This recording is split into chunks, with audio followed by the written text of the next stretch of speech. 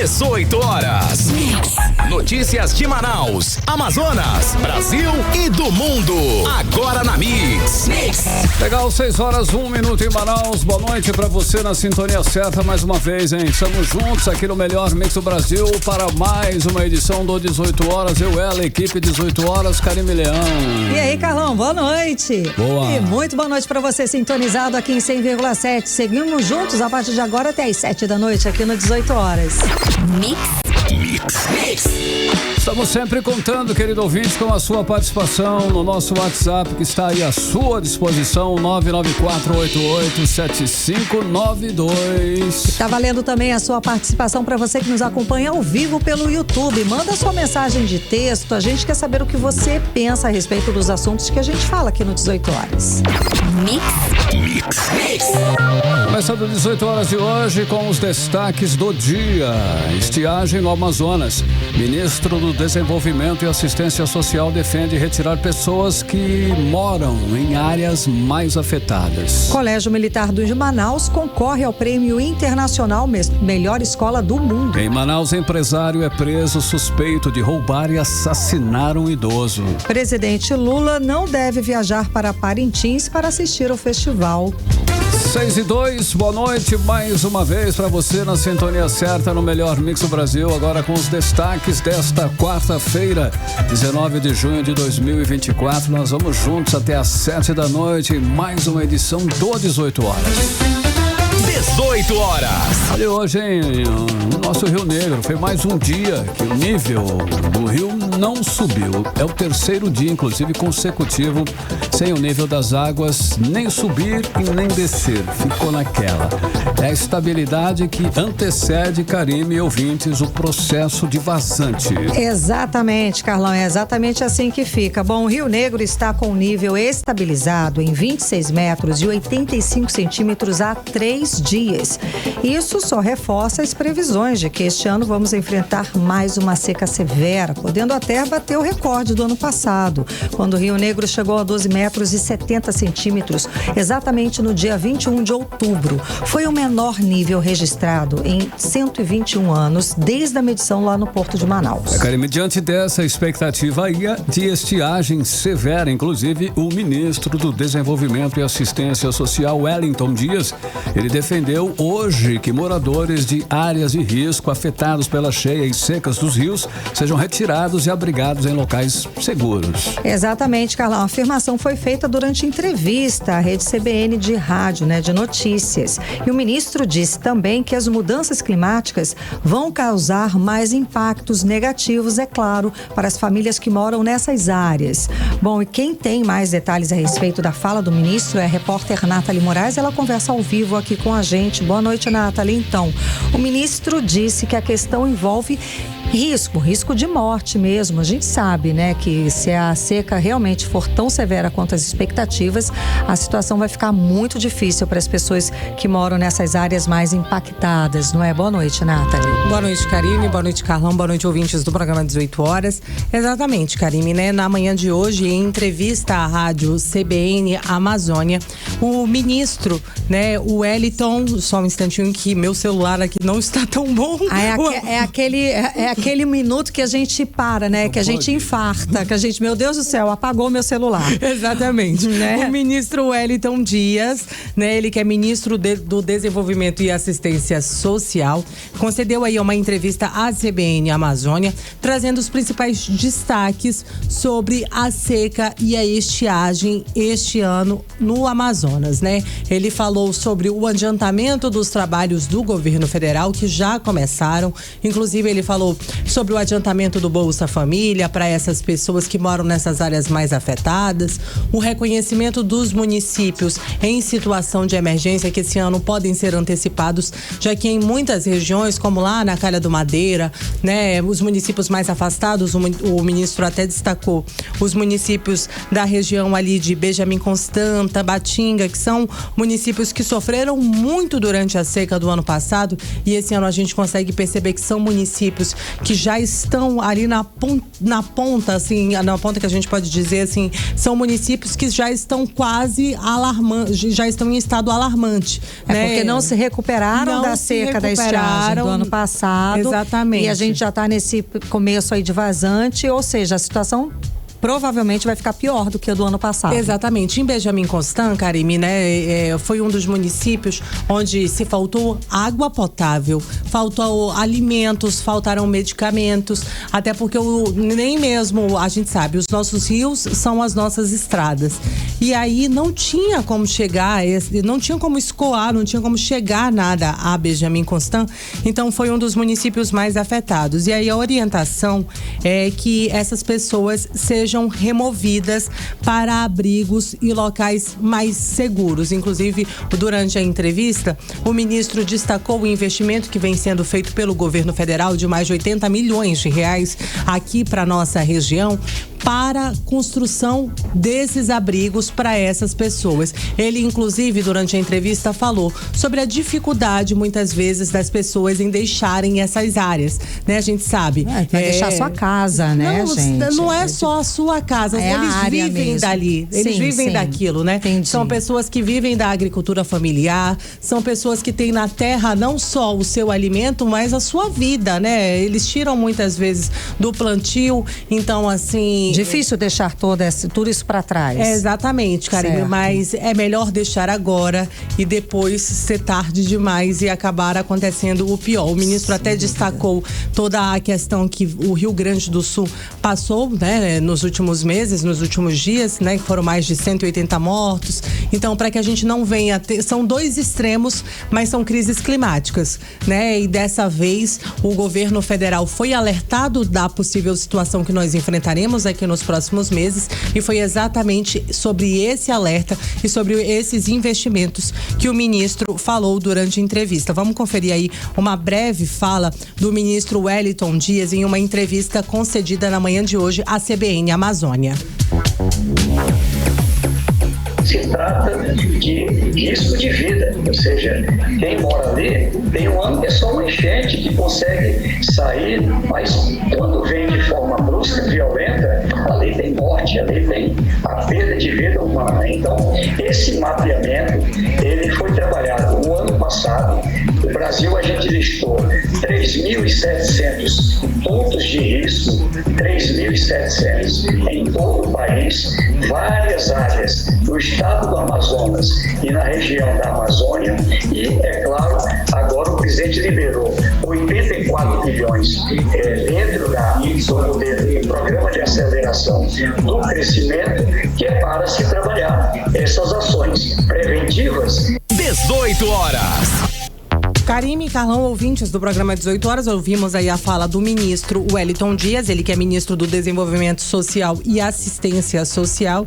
E aí, Karime, vale a gente destacar, né? Vocês começaram anunciando aqui que há 3 dias, né, o Rio Negro ali estagnou. Mas essa situação também vem acontecendo em outros rios, em outras calhas aqui da nossa região, e tudo isso acaba influenciando aqui na nossa capital.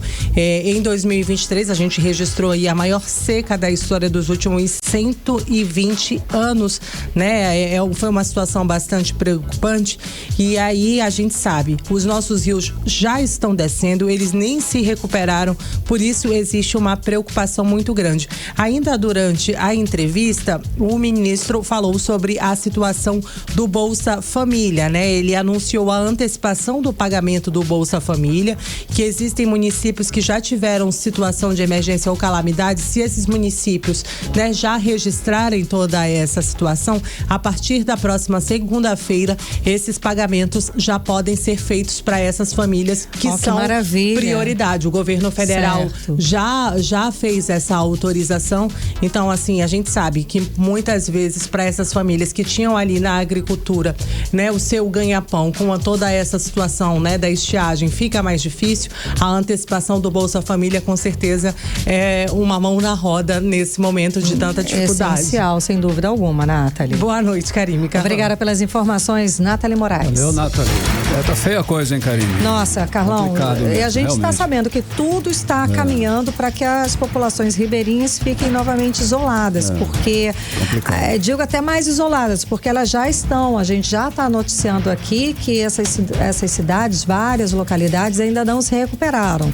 A verdade é que até agora a gente não viu muita ação de fato necessária para reduzir aí esses efeitos, esses impactos da seca para as populações que moram nessas áreas mais afetadas. São só ideias, a gente escuta plano de ação, projetos, mas ali, né, Carlão? Efetivo mesmo Efetivo, nada. Tá, vamos lá, semana que vem vamos pegar não sei quantas famílias, a estrutura já está pronta, porque não é só tirar, elas vão para onde? Que estrutura é essa? Vai ser montado aonde?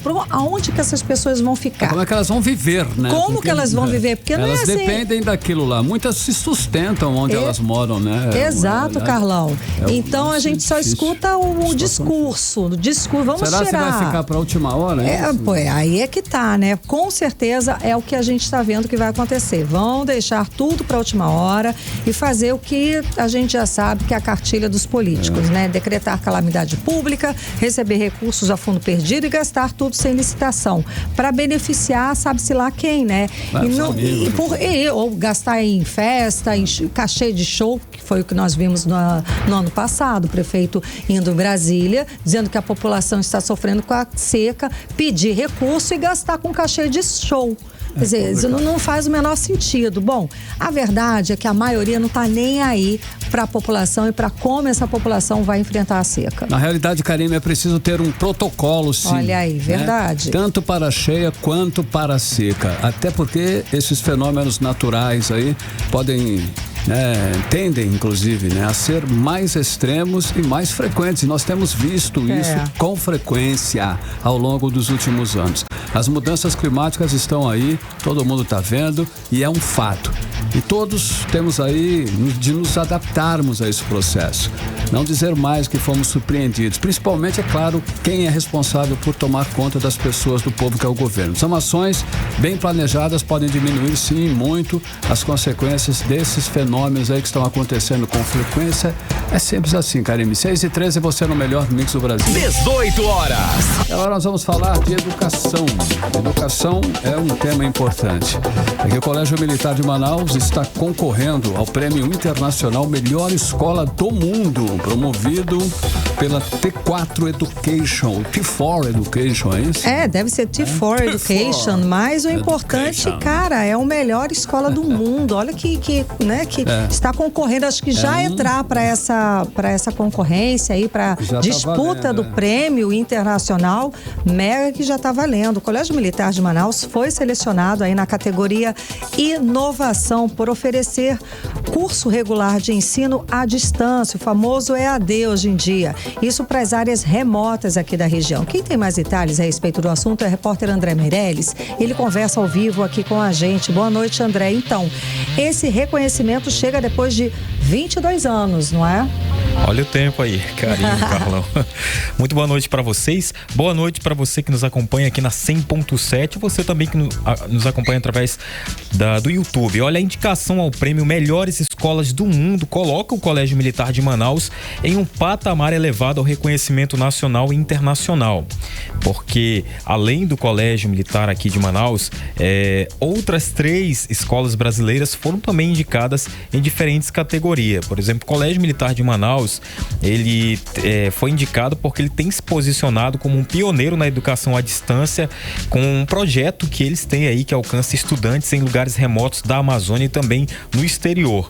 Esse prêmio ele foi criado aí pela Organização Mundial, T4 Education. O prêmio é importante, reconhece iniciativas na educação de um modo bem criativo e ele acaba ajudando a mudar a vida dos jovens em regiões determinadas, Ou seja, esse prêmio aí vai ajudar bastante esses jovens, esses estudantes, E o projeto de EAD do Colégio Militar aqui de Manaus, ele acaba cobrindo aí todos os aspectos do processo educacional, desde a matrícula, até a realização de aulas no ambiente virtual de aprendizado. Isso também aconteceu porque, durante a pandemia de Covid-19, teve esse investimento do colégio em tecnologia e inclusão digital. Isso acabou sendo essencial, Enquanto internato. Muitas escolas no Brasil estavam enfrentando ali dificuldades e estavam precisando suspender as aulas. O sistema do colégio militar manteve as suas atividades, né? Esse preparo aí permitiu que os alunos eles continuassem o aprendizado sem nenhuma interrupção, né? E concluísse aí todas as tarefas daquele ano letivo, né? E para a gente entender melhor esse processo, eu conversei com quem entende, assim, do assunto, né? Ele que é ex-comandante interino, né? Foi ali na época do colégio aqui em Manaus, do colégio militar aqui em Manaus, o coronel e professor Carneiro Leão. Ele vai explicar pra gente como é que foi esse processo de EAD que está levando o colégio militar de Manaus a esse prêmio mundial. Vamos conferir. Um dos objetivos da criação do Colégio Militar de Manaus foi atender as famílias dos militares na fronteira, principalmente em regiões onde só tinha escolas de primeiro grau. Com o Colégio Militar com internato, deu-se um sucesso, mas a distância da família, a distância dos pais, foi muito um obstáculo para essas crianças. Quando o internato terminou o internato, veio agora então essa nova tecnologia. Investiram nessa tecnologia à distância, que deu muito certo. E o Colégio Militar de Manaus, como todos os colégios militares, estão alcançando os seus objetivos. E o de Manaus está de parabéns por essa indicação. Tem tudo para ser o campeão, o vencedor. A todos que estão no Colégio Militar atualmente, eu dou meus parabéns. Muito bom saber que nessa terra distante ainda temos colégios de ponta. Valeu a pena o sacrifício. 18 horas. Tá, então, Karim, Carlão e ouvintes, a gente conferiu a fala do ex-comandante interino ali do colégio militar aqui em Manaus, coronel e professor Carneiro Leão. Ele estava comentando aí como é que é esse processo inovador do colégio militar aqui de Manaus, que faz parte aí, que agora o colégio está fazendo parte dos outros 3, então no total são 4 colégios públicos brasileiros que foram selecionados como os finalistas do prêmio das melhores escolas do mundo em 2024, para levar então, elite, né, pelo menos Manaus pro mundo dessa vez aí, mostrando que tem qualidade, não só essas notícias tristes que acabam, né, maravilhoso, mundo, né? Uma notícia boa aí de Manaus pro mundo. Ser destaque na educação é sempre bom, né, Carlão? Sem dúvida, valeu aí o pessoal do Colégio Militar de Manaus. Obrigada, André, pelas informações. André. Você era o melhor mês do Brasil, hein? 18 horas. E chegou a hora, Carlão, bora falar de política local. Vamos falar com ela, a nossa comentarista Cíntia Blink. Vamos lá, Cíntia, muito boa noite, Cíntia, tudo bem com você? Você nos escuta? Boa noite, Karine. Tudo bem? Boa. Agora é a minha vez aqui daquele pânico que eu falei. Gente, meu Deus, sumiu tudo. Agora sim, apareceu tudo de novo. Cíntia, boa noite. Diga, vamos lá. A gente falou que o presidente Lula, ele acabou, parece que ele não vem, né? Cancelando a viagem dele aqui para Parintins para acompanhar ao festival, para acompanhar as noites do festival. Esse assunto, inclusive, o nosso correspondente de Brasília, o Cadu, ele adiantou. Quando ele mencionou essa possibilidade, né, Carlão? Ele já disse Cadu mesmo falou, olha, um pouco provável que o Lula venha, mas e até quem falou isso foi o ministro do Turismo, que disse que o Lula viria, né? Então, agora realmente ele não vem mesmo, né? Ô, Cíntia, conta pra gente. Não, ele não vai participar dessa festa. Na verdade, além do Cadu adiantar, lá na ilha também dava para saber. Por quê? Quando um presidente vai para um lugar, é feita toda uma preparação de segurança e tudo mais que acontece com uma antecedência. Então aconteceria tanto ele falando, a equipe dele, enfim, com a equipe do governo aqui, quanto da cidade de Parintins. Como não teve nenhuma providência nesse sentido, para Parintins não há surpresa. Lula não viria mesmo, porque, né, esse bastidor que deveria acontecer, caso ele viesse, não estava rolando. Agora veio o anúncio real oficial, digamos assim, né? Lula não virá.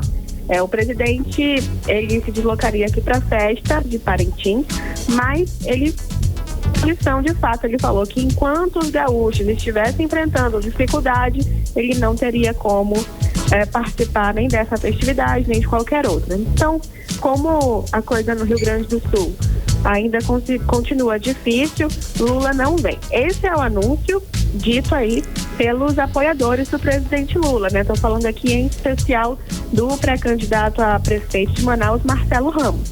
Mas fala-se também nos bastidores que outra questão forte para Lula não vir não é só o que acontece lá no Rio Grande do Sul, né?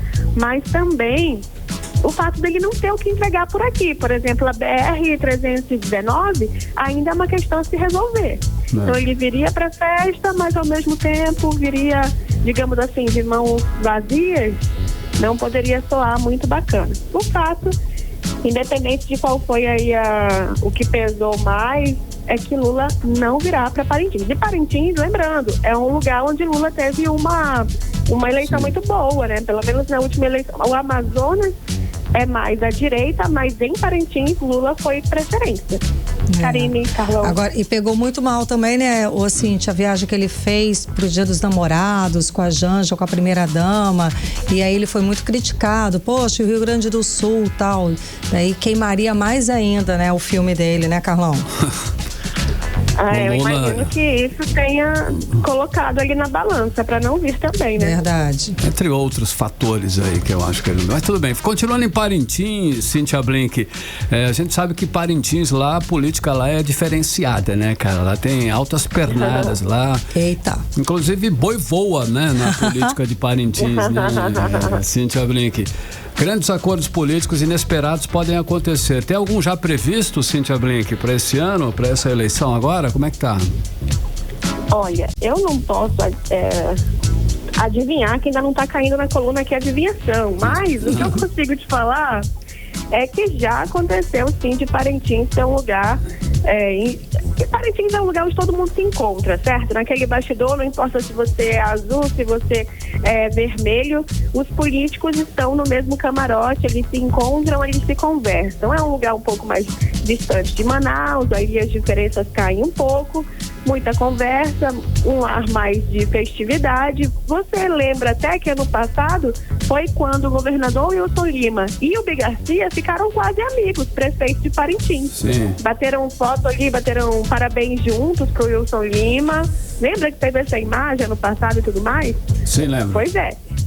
Esse ano, a gente está com um impasse entre Roberto Cidade e Alberto Neto. Tanto um quanto o outro são agora pré-candidatos, mas fala-se aí que pode ser que um deles desista dessa posição para que o outro assuma e um venha a apoiar o outro. Não sabe quem exatamente vai desistir. Por muito tempo você falou em Alberto Neto de uma forma muito forte, mas aí depois falou, não, mas Roberto Cidade também deu sinais de que pode ser que ele não fique esse ano. Enfim, espera-se que alguma definição aconteça nos bastidores de Parintins, porque tanto Alberto Neto quanto Roberto Cidade e o Wilson Lima estarão lá.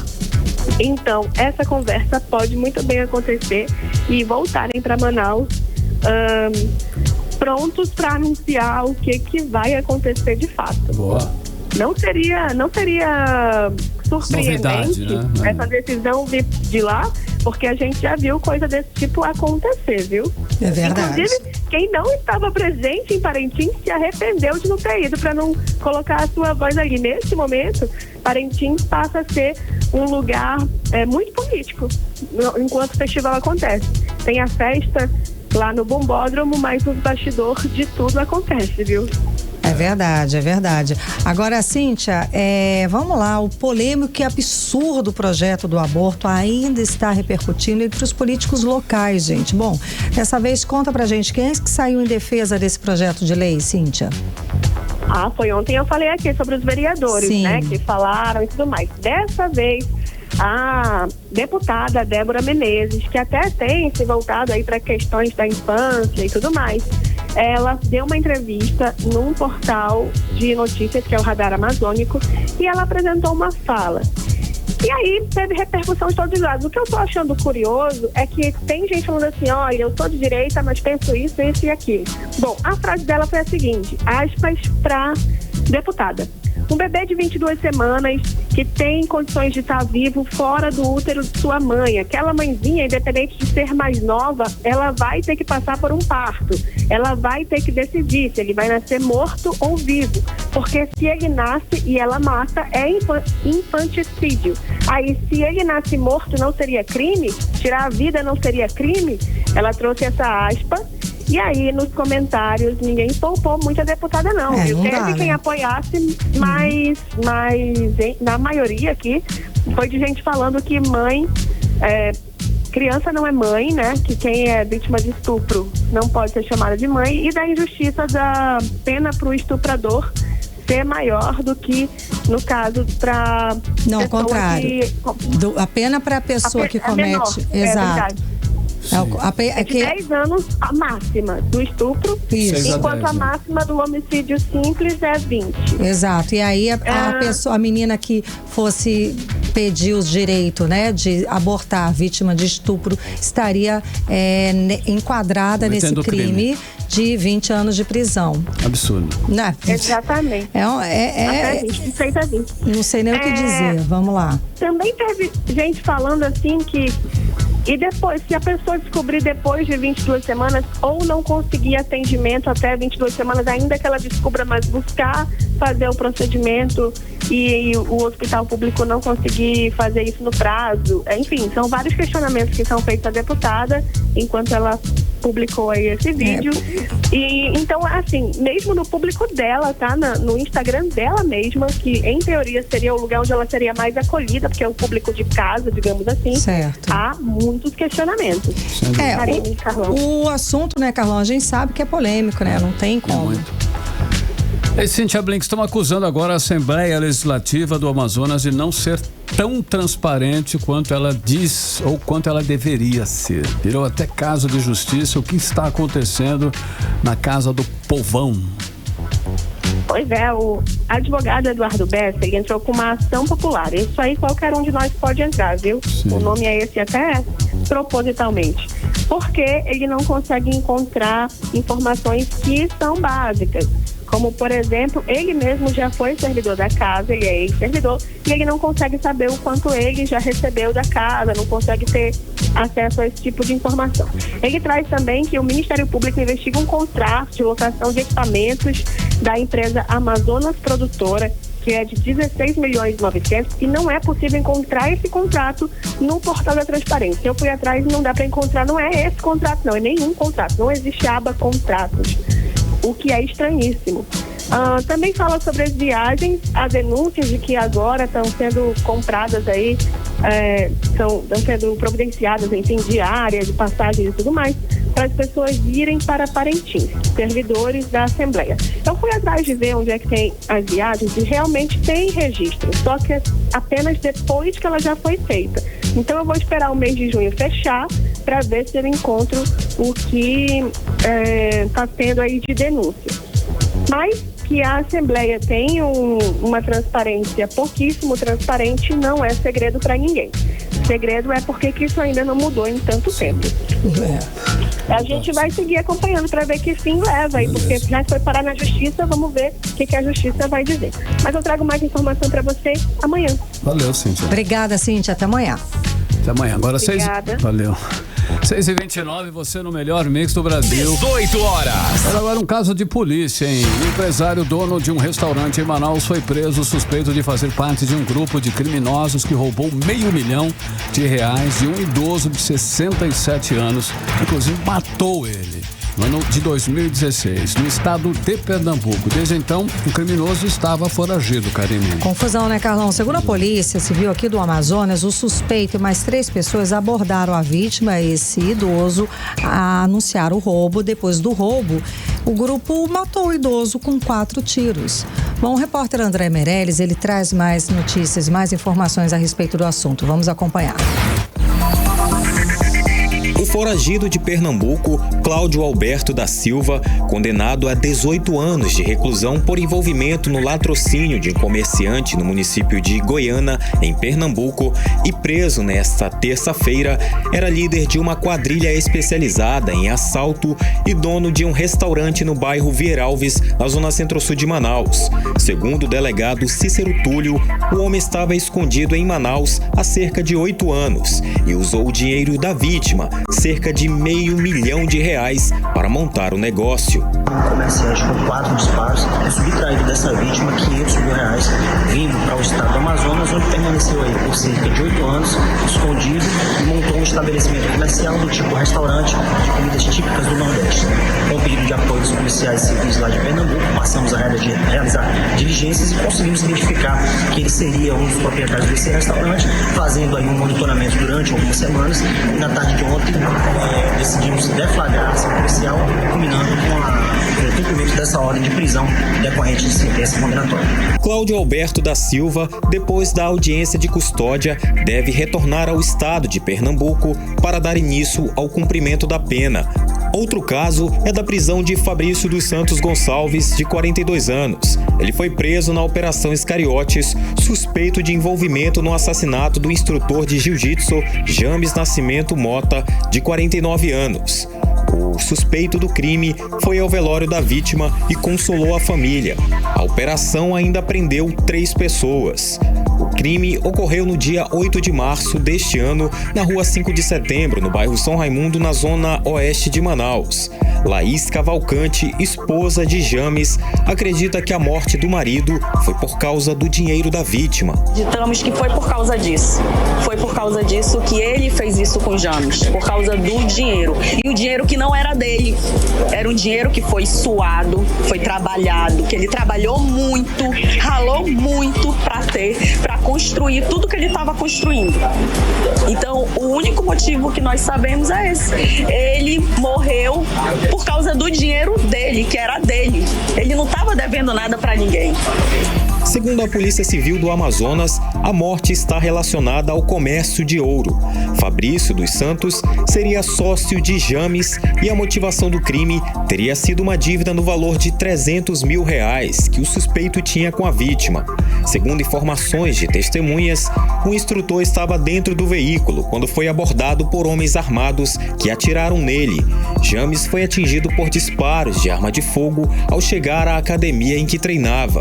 Os suspeitos do crime foram presos durante a Operação Iscariotes, que identificou uma rede criminosa por trás dos delitos, com mandantes, intermediadores, apoiadores logísticos e executor. André Meirelles para o 18 Horas. Você está ouvindo 18 Horas. Legal, 6 horas e 33 minutos. Você no melhor Mix do Brasil. E olhem, o governador Wilson Lima vetou o projeto de lei que mudava o nome da Avenida do Turismo para Avenida Governador Amazonino Armando Mendes. Em justificativa, o Wilson Lima afirmou que a mudança de nome de ruas é competência do município. O documento oficial foi enviado para apreciação da Assembleia Legislativa do Amazonas nesta quarta-feira. O governador usou como base legal o entendimento do Supremo Tribunal Federal, que reconheceu a competência dos municípios para legislar sobre a matéria, garantindo autonomia política e administrativa.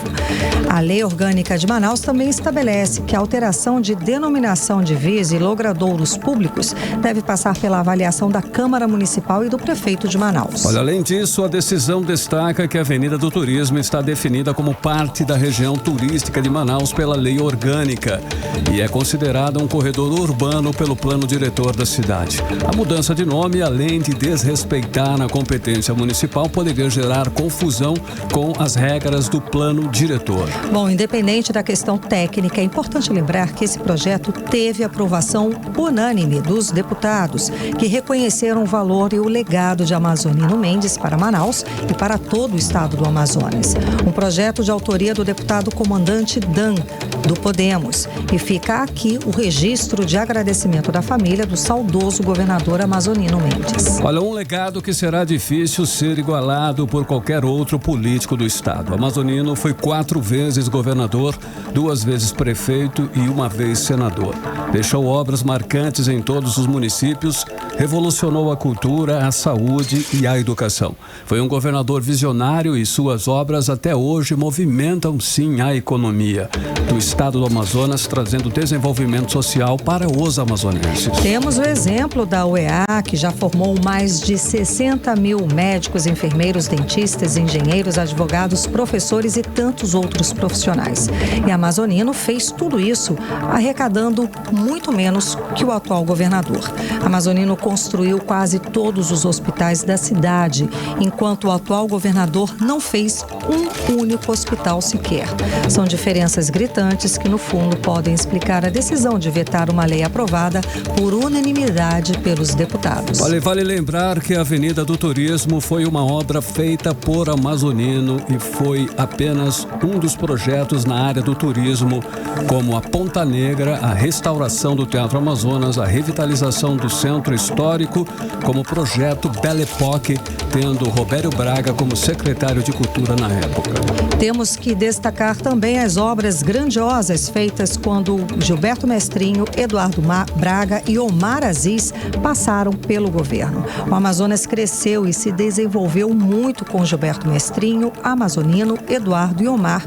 E vejam o quanto o Amazonas regrediu com a atual gestão.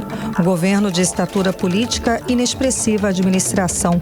Um exemplo de que não alcança um não estadista com mandato medíocre. Apesar da confiança depositada na última eleição, não conseguiu mais do que divulgar a total falência financeira dessa administração. Isso além do próprio governador, quase toda a sua equipe e colaboradores são responsáveis. Olha, todos sabemos, a começar pelos fornecedores que não recebem e os estatutários que lutam por seus direitos sem sucesso. Como exemplos da segurança pública e também os professores. Nós aqui do 18 Horas não estamos para pregar oposição, e sim para tornar público o que é necessário. Gostaríamos muito que o nosso governador os abastece de notícias positivas e teremos aí uma imediata consideração em divulgar sem mais demora. Porém, há mais de 5 anos, estamos com muito pouco nesse sentido. Desejamos aí ao nosso governador que ele ainda consiga dar orgulho com muitos de seus antecessores. 6h37, você no melhor mix do Brasil. 18 horas.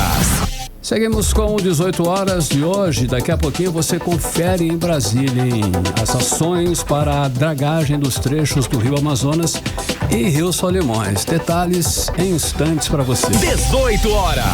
Agora sim, nós vamos com a previsão do tempo, hein? Previsão do tempo para amanhã, com ela, Karine Leão. Previsão do tempo. Segundo informações do Clima Tempo, para amanhã a previsão é de sol e aumento de nuvens de manhã com pancadas de chuva à tarde e à noite. Mínima prevista de 23 graus, a máxima pode chegar a 33 graus. As chances de chuva são de 15% e a umidade relativa do ar fica entre 65% e 98%. Olha, um produto típico de festa junina vendido em Manaus são reprovados pelo Instituto de Pesos e Medidas do Amazonas, hein, Karine? Carlão, foram mais de 1.500 itens fiscalizados e 46 foram condenados por lesarem aí o consumidor. Vamos acompanhar os detalhes agora com Giné Araújo. Desde o início de junho, o consumidor de Manaus estava levando gato por lebre na compra de alguns produtos que compõem as comidas típicas das festas juninas. A farinha de tapioca e até mesmo a farinha d'água, por exemplo, não tinham o total indicado na embalagem. Pagava-se 1 quilo, mas na prática o que se levava para casa era bem menos que isso. A constatação foi feita no laboratório do IPEM, Instituto Nacional de Pesos e Medidas do Amazonas. Mas não foi só na farinha que foram verificadas as fraudes. No total, 1.522 amostras de 29 marcas de itens pré-medidos, ou seja, embalados na ausência do consumidor, foram avaliadas pelo IPEM. No total, 46 itens foram reprovados. São milho de pipoca, flocão, coco ralado, milho branco, paçoca, pé de moleque e outros. Alguns desses com peso inferior ao informado na embalagem. As constatações fazem parte da Operação Festa Junina, realizada no período de 3 a 17 de junho, como explica o diretor-presidente do IPEM Amazonas, Renato Marinho. Constatamos 46 reprovados. Itens esses da época da festa junina, como amendoim, leite de coco, goma. Os itens reprovados são farinha de tapioca e farinha de mandioca d'água. Então, o intuito dessa operação é verificar se o peso declarado nas embalagens dos produtos pré-medidos estão de acordo com os que estão sendo levados ou foram verificados. Coordenada pelo Inmetro, Instituto Nacional de Metrologia, Qualidade e Tecnologia, a fiscalização aconteceu simultaneamente em todo o país. O diretor-presidente do IPEM, Renato Marinho, alerta os consumidores que desconfiarem de possíveis irregularidades para denunciarem. Todo consumidor fique atento quanto ao adquirir esses itens no mercado para que não haja essa distorção de peso. O Instituto de Peso e Medidas está com a sua ouvidoria linkada de segunda a sexta, de 8 às 14, através do número 0800 092 2020 para aceitar todo e qualquer tipo de sugestão e reclamação. As empresas responsáveis pelos produtos reprovados serão notificadas e terão um prazo de 10 dias para apresentarem defesa junto ao IPEM, podendo ser multadas em até R$1,5 milhão de reais. Odneia Araújo para o 18 horas. Você está ouvindo 18 horas. Agora em Manaus, 6 horas e 41 minutos. Chegou a hora da gente ir para Brasília. Vamos embora. Bora para Brasília, vamos conversar com o nosso correspondente, o jornalista Carlos Eduardo Matos. Cadu, boa noite, Cadu. E ainda falando sobre as medidas para enfrentar a próxima estiagem, está marcado para daqui a pouco aí em Brasília a cerimônia de assinatura para contratar o serviço de dragagem dos trechos dos rios do Amazonas e Solimões. Cadu, a expectativa de investimento é de mais de R$500 milhões, é isso? Conta pra gente, Cadu. Boa noite, Karime. É isso mesmo, Karime. Boa noite para você, minha querida. Boa noite, Carlão. Boa noite, ouvintes do 18 horas. Karime, o valor anunciado pelo governo Lula é esse, aí, R$505 milhões. É mais que o triplo em relação ao que foi repassado no ano passado, segundo informações lá do governo, né? Que foram aí, no ano passado, R$138 milhões. A gente até desconfia, né, Karime? Porque o governo tem feito muitas promessas e poucas entregas, como a gente já sabe. Mas vamos torcer, né? Sou sempre otimista. Vamos ver se isso acontece mesmo. Mas, segundo informações do Ministério dos Portos e Aeroportos e também do Ministério dos Transportes, o valor desse ano é bem maior, porque a estiagem desse ano deve ser pior que a do ano passado. A gente sabe disso. No estado do Acre, por exemplo, 17 municípios já estão em estado de emergência. E no Rio Amazonas já tem bancos de areia dificultando a navegabilidade. Por isso que agora à noite, os dois ministérios de Portos e Aeroportos e de Transportes estão realizando nesse exato momento, Karime, uma cerimônia de assinatura do contrato de serviço de dragagem nos rios Amazonas e Solimões, como você disse, em 4 trechos: Manaus e Itacoatiara, Coari, Codajás, Benjamin Constant, Tabatinga, Benjamin Constant, São Paulo de Olivença. Portanto, Karine, é uma ação positiva para o estado do Amazonas, é um serviço que chega em boa hora, embora não tenha sido preventivo, né? Chegou em boa hora, né? Mas para evitar aí que a população passe pelo menos problemas, né? Em relação ao ano passado, que foi o isolamento de alguns municípios, a interrupção parcial do abastecimento, a interrupção da entrega, né? De insumos para a Zona Franca, que colocou em risco o emprego de muita gente. Então a assinatura do contrato de serviço está acontecendo aqui pertinho, onde eu estou aqui na Câmara dos Deputados falando aqui ao vivo com você. O Ministério dos Esportes e Aeroportos está aqui bem à minha frente e o governador Wilson Lima estava aqui em Brasília, mas ele já foi. Ele vai participar, já está em Manaus, ele vai participar de forma virtual. Ele saiu daqui de Brasília agora, logo após a sabatina do Mauro Campbell, que a gente fala desse assunto já. Karine, Carlão. Beleza, Cadu. Olha só, Cadu, o ministro do Superior Tribunal de Justiça, Mauro Campbell Marques, ele já está aí com o crachá de Corregedor Nacional de Justiça, já está no peito dele, Cadu. Já está no currículo do homem, praticamente, Carlão, está com o crachá. E hoje à tarde, a Comissão de Constituição e Justiça do Senado aprovou a indicação dele, de Mauro Campbell, amazonense, para o cargo de Corregedor Nacional de Justiça. Ele vai exercer o cargo no biênio de 2024 a 2026. É um posto de absoluta relevância, Carlão. O Corregedor-Geral, ele é meio que a bússola moral do Poder Judiciário. É o cara que, pelos exemplos, né, ele bota a moral, digamos assim, em toda a classe. Ele faz valer o que diz o Estatuto da Magistratura. Não adianta ter uma Corregedoria Nacional de Justiça. O corregedor tem que ser o cara. Ele tem que ser o cara que se impõe pelo exemplo. E é esse aí o papel do Mauro Campbell. Por isso que a sabatina de hoje, ela foi bastante concorrida, Carlão, entre os amazonenses. Sim. O Wilson Lima esteve na CCJ, acompanhou a sabatina, depois tirou fotos e tudo mais, marcou presença ali com um amigo. Né? Alguns parlamentares da bancada do Amazonas fizeram o mesmo. Apareceram, ouviram as respostas de Mauro Campbell para os senadores, depois fizeram fotos, tietaram, enfim, também. Tem um aspecto político nessa história. Bacana. Tem um amazonense nesse cargo, Carlão, tem um peso social muito grande. E também tem um peso político muito grande também. Por isso que ele foi prestigiado, massageado ali o ego pelos parlamentares, pela classe política da bancada do Amazonas do Congresso Nacional. É um importante passo aí, Carlão. Muito bem, Karine, Carlão. Sem dúvida, Cadu, muito importante. Mas traz então pra gente, para encerrar, os outros destaques do dia, rapidinhas, Cadu.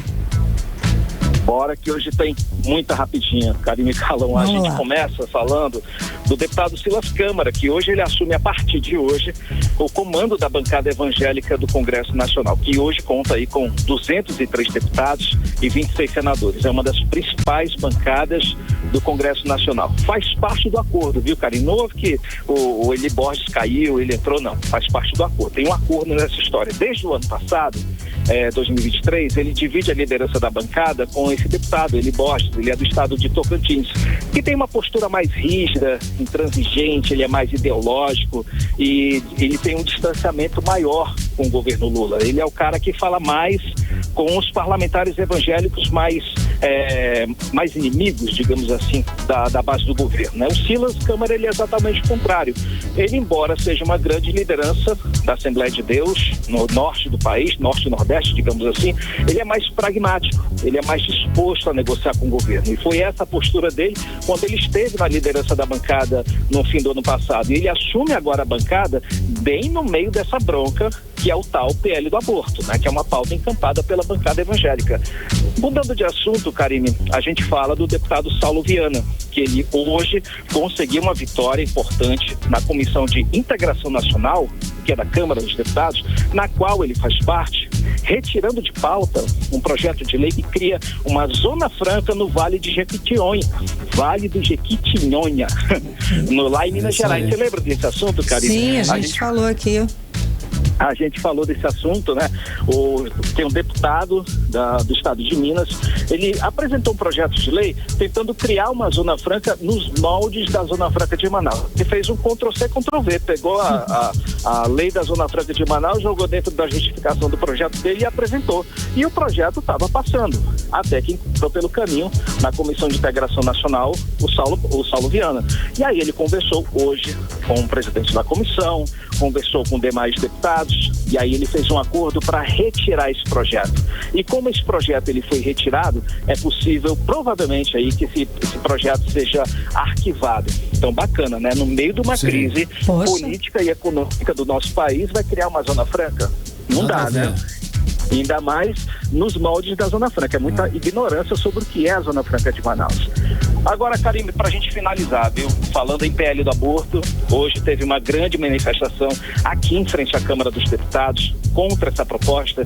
Teve gente fazendo piquete, cartaz nas mãos, com a frase "fora Lira", né? Polícia na porta da Câmara, enfim, o trânsito até parou aqui em frente ao Congresso Nacional. O Arthur Lira, ele segue resistindo em manter esse projeto em tramitação. Ele anunciou, inclusive, que vai criar uma comissão para discutir a matéria, para colocar em votação esse projeto em agosto. Ele falou anteriormente que seria depois das eleições, mas agora ele antecipou para agosto, não se sabe por quê. Aliás, sabemos por quê.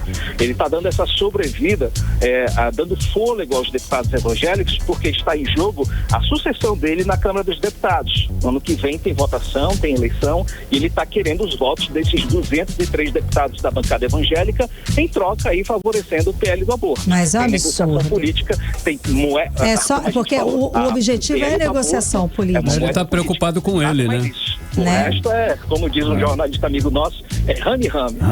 Volto com vocês. Obrigada, Cadu, pelas informações. É um absurdo, né? Porque vai impactar a vida de milhares de meninas, de vítimas de estupro, vai mas mudar. Pode não passar também, né? Não, tomara que não passe. A gente tem que falar do absurdo. Já é lei, já está na Constituição, não há o que mudar, já está lá na Constituição. A questão primordial é o motivo. Ninguém está preocupado com as meninas, ou numa pena maior para os estupradores, ou em criminalizar, e com a saúde. Ninguém está preocupado. Ele quer defender o dele. Ele quer uma negociata. Ele está com uma negociata sórdida, cretina, e muito cruel com os evangélicos que estão fazendo parte desta negociata sórdida e cretina. Enfim. Exatamente, Karine. O que a gente espera também é que a bancada do Amazonas se posicione contra, porque a gente sabe que foi uma votação de acordo. Tudo que vai ocorrer em torno do PL do aborto, a gente não vai saber o voto de ninguém daqui para frente. Importante que se saiba. Tudo vai ser votação simbólica, mas a bancada da bancada do Amazonas, que desconhece o texto e agora já conhece, já tem que se posicionar contra esse PL, porque não faz sentido continuar com esse projeto. Tem que proteger as mulheres. Exato. Então, voto de Arthur Lira. Exatamente, falou tudo, Cadu. E a gente, como eleitor, como cidadão, devemos sim cobrar esse posicionamento, porque ou são muito covardes, ou a pessoa, ou esse político é tão covarde, tão cretino, que não vai se posicionar publicamente a respeito desse PL. Obrigada, Cadu, pelas informações. Valeu, gente. Um abração. Tchau. Valeu, Cadu. 6h51. Você é no melhor mix do Brasil. 18 horas. Olha, agora nós vamos falar de saúde pública, hein? Aqui Manaus registrou um aumento de mais de 130% nos casos de malária. Agora, nesses primeiros 5 meses de 2024, segundo a Secretaria Municipal de Saúde, que é a Censa. Os dados são referentes ao período de janeiro a maio, em comparação com o mesmo período de 2023, Karime. Carlão, absurdo o número, tá? Nesses 5 meses foram registrados nada menos do que 2.258 casos positivos de malária. No mesmo período do ano passado, pra gente ter uma ideia, foram 974, ou seja, um aumento aí, como você falou, de 130%. Vamos acompanhar mais detalhes agora com Nathalie Moraes. Manaus registrou um aumento de mais de 130% nos casos de malária em 2024. Os dados foram divulgados pela Secretaria Municipal de Saúde aqui da capital e são referentes aos 5 primeiros meses deste ano, no comparado com o mesmo período do ano passado. Até agora, foram 2.258 casos positivos de infecções pela doença. Os dados mostram um crescimento de 131% dos casos. Em meio a esse aumento no número de casos de malária, a Censa iniciou a testagem de um novo tratamento aqui na capital. É o tratamento com tafenoquina. As equipes da Rede Básica de Saúde da Censa já estão realizando a testagem quantitativa deste medicamento. A diretora de Vigilância Epidemiológica da Censa, Marinélia Araújo, comenta o que muda com este medicamento.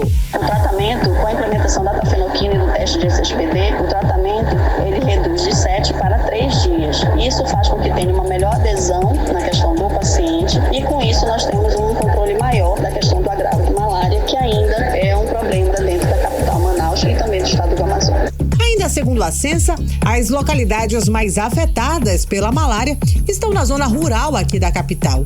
As principais áreas com maior número de casos são a comunidade Aripuanã, na BR-174, no quilômetro 5, na zona rural, com mais de 222 casos, seguido da Estrada do Brasileirinho, na zona leste de Manaus, com 107 casos. Quem também aparece nessa lista é a colônia Cláudio Mesquita, na entrada da BR-174, no quilômetro 2. Por lá foram registrados 58 casos. E também a comunidade do Leão, na BR-174, no quilômetro 10, com 57 casos. Encerrando a lista, aparece a comunidade Canaã, no quilômetro 41 da 174, com mais de 51 casos de malária. Nathalie Moraes para o 18 horas. Você está ouvindo 18 horas. 18 horas. Esporte. Às 6h54, vamos ao giro esportivo. Cid Soares na área. Olha aí, Cid, o Amazonas ele conseguiu arrancar um empate lá em São Paulo. Foi isso mesmo que aconteceu, Cid? Mas olha só, tá ficando cada vez mais difícil falar de esporte. Ontem à noite o Amazonas Futebol Clube empatou com o Novo Horizontino por 1-1 no estádio Jorge Biasi pela 11ª rodada do Campeonato Brasileiro Série B. E olha, isso aí, Carlão, foi um empate que não deveria ter acontecido. Foi um vacilo de final de jogo. Mas enfim, olha, a Onça abriu o placar com o Enio aos 34 minutos da primeira etapa e o Luca deixou tudo igual aos 51 do segundo tempo. E o técnico Rafael Lacerda foi muito sensato, ele falou sobre esse resultado da equipe, né, e frisou que os problemas da arbitragem, que realmente foi causado pela arbitragem, não podem ser tratados como justificativa pela desatenção na bola aérea em um momento crucial da partida, que é o finalzinho, né? Na sequência, vamos falar agora dessa sequência, né? A Onça recebe o Curitiba já na próxima terça-feira, dia 25, 8h30 da noite, estádio Carlos Amit. É a 12ª rodada do certame nacional. E o Amazonas permanece na 14ª colocação da Série B, somando agora 12 pontos. E ainda sobre o Amazonas, o atacante Enio não deve mais fazer parte do elenco da Onça a partir do mês de julho, quando a janela de transferência abre. É que apareceu um clube turco, ninguém falou o nome ainda, que clube é esse aí, não foi revelado. Foi procurado, né? O Onça foi procurado e deve oficializar uma proposta até a próxima sexta-feira. Enio foi contratado no início da temporada e tem uma multa de 17,652 milhões. O Amazonas é detentor, vale ressaltar, de 80% do passe do Enio. Campeonato Brasileiro, olha só. Bola tá rolando nesse momento lá em Goiânia para Atlético Goianiense 1 e Criciúma 0. E o Botafogo tá encarando o Atlético Paranaense. O jogo segue em 0-0, agora ambos no intervalo. Às 7 horas, o São Paulo vai pegar o Cuiabá, o Fortaleza vai enfrentar o Grêmio, o Juventus pega o Vasco e o Internacional vai encarar o Corinthians. Às 8h30 da noite, o Fluminense enfrenta o Cruzeiro. E o Vasco tem uma surpresa sobre isso aqui, olha, tá devendo uma luva aí relativa à transferência, mais de 10 jogadores do atual elenco. Hoje o presidente do clube, Pedrinho, afirmou que sua gestão trabalha para tentar quitar as dívidas com atletas e com outros clubes em atraso aí referentes a pagamentos de transferência. E, meu amigo, a Eurocopa hoje realmente era aquilo que eu tinha falado ontem, né? Que deveria pegar fogo. Nós tivemos aí uma Alemanha jogando muito bem, mandou por 2-0. Os outros jogos aqui, agora deu aqui um branco na minha tela. Isso aconteceu hoje comigo. A gente fica perdido. Até a Nathalie perdeu as informações no celular. Conseguiu? Vamos lá. Alguma coisa que a Eslovênia joga amanhã contra a Sérvia, 9 da manhã, meio-dia tem Dinamarca e Inglaterra, e a Espanha vai encarar a Itália amanhã também, a partir das 3 da tarde. Eu vou ter que encerrar aqui, minha tela sumiu tudo. Poxa vida, será que não tá ali? Não, sem problemas, acontece, Cid. Deixa eu só ver aqui os jogos da Eurocopa de hoje. Era tão legal passar isso. Vamos lá, sem problemas. Tá, deixa eu dar uma tentada aqui de novo. A gente Sim, tivemos aqui, olha, Escócia e Suíça empatou em 1-1. A Alemanha venceu a Hungria por 2-0. Legal. A Croácia empatou com a Albânia por 2-2. E tivemos mais... complicou mesmo, olha. Escócia e Suíça, né? Hoje. Isso. 1-1. Então era isso que tínhamos para hoje, meninos. Valeu, Cid Soares. Valeu. Até amanhã. Pela participação. Até amanhã. 6h58 agora, hein? 18 horas. Carlão, eu tenho uma atualização aqui do caso da ex-sinhazinha Dídia Cardoso. Legal. É o seguinte, um dos funcionários da clínica veterinária Max Vet, ele teve a prisão preventiva, convertida em prisão domiciliar nesta quarta-feira, depois de uma decisão da Justiça do Amazonas. Bom, no dia 7 de junho, Emiclei Araújo e Sávio Soares, funcionários da clínica Max Vet, foram presos por suspeita de ajudar o médico veterinário e dono da clínica, José Máximo, a esvaziar provas de que o estabelecimento fornecia cetamina à família de Dídia Cardoso, a ex-sinhazinha, que foi encontrada morta no dia 28 de maio. Até o momento não foi divulgado qual dos dois funcionários conseguiu a medida para deixar o presídio. De acordo com a decisão, o homem vai cumprir medidas cautelares, como o uso de tornozeleira eletrônica, até o fim das investigações. Agora 6h59. Seguimos direto para o Editorial 18 horas. Editorial 18 horas. As manifestações dos representantes empresariais do Amazonas nas últimas horas mostram que nem tudo está certo para a Zona Franca de Manaus na reforma tributária. Ou seja, as garantias anunciadas por parlamentares e representantes do governo federal ainda não têm tanta garantia assim. Os representantes da indústria e comércio do Amazonas levaram as graves demandas ainda pendentes ontem para a reunião do grupo de trabalho da reforma tributária. Ressaltaram o que é positivo na reforma, mas deixaram claro o que ainda causa insegurança. Ou seja, defenderam que a reforma tributária defina detalhada e objetivamente quais são os benefícios da Zona Franca de Manaus, para que as garantias do modelo sejam asseguradas, para que os investimentos tenham garantias jurídicas e assim sejam mantidos e ampliados. A apreensão dos empresários deve durar até o dia 30 de junho, quando os relatórios dos dois projetos de lei complementares da reforma deverão ser levados ao plenário da Câmara dos Deputados. Até lá, parlamentares, lideranças políticas e empresariais devem ficar atentas para que tudo corra bem e a Zona Franca não seja mais uma vez prejudicada. 18 horas. Hora 7h01, Karime, boa noite. Boa noite, obrigada pela companhia, um beijo, até amanhã. Até amanhã. Você ouviu 18 horas. As notícias do Brasil e do mundo. De volta amanhã. Você está na Mix, o melhor mix do Brasil. Rádio Mix.